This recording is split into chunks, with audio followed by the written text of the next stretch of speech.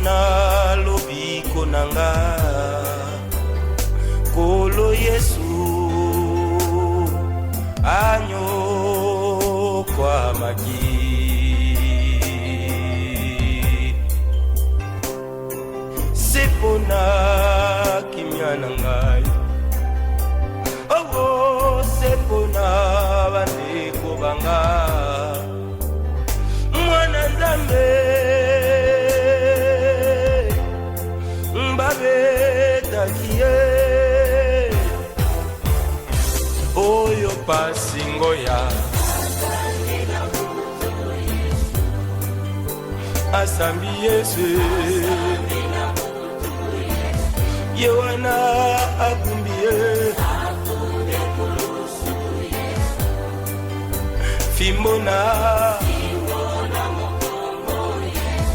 aimbatana o baboto pe bafingi Yesu ekoti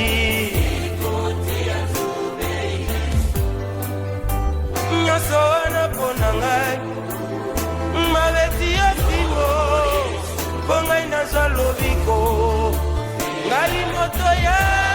masumu Yesu na ngai Alleluia polo mabela ngai nyokwa maki bapasi na ngombe mina ngomba Golgota oh soina setena bazobeta basoyo kama watyo yesoyo oh yesoyo oh yesoyo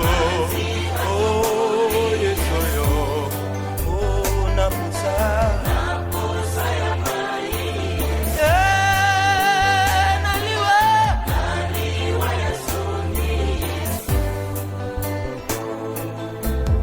la mutu yaya lobiko ya ngai na yo nyase tala bapase anyokwa makipo na ngana yo tobika bazobeta bazoyoka mawate bazobeta babotani Yesu motalisaka bango bisipe na mapa ateki Yesu na mbongo tuku misato na mbongo tuku misato ye asombi mokili mobimba baba babengi ye moto na soloka il n'avait ni apparence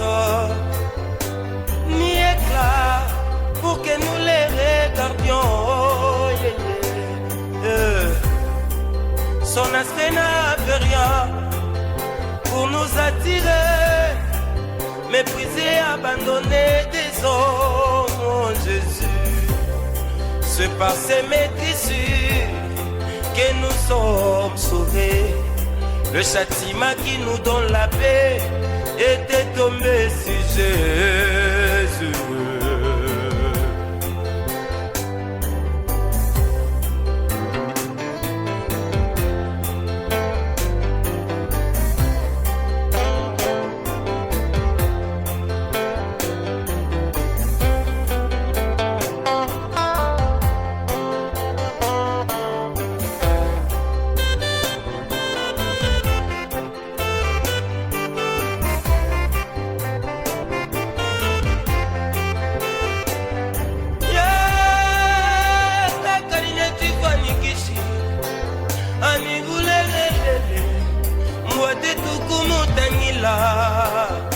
Babuloba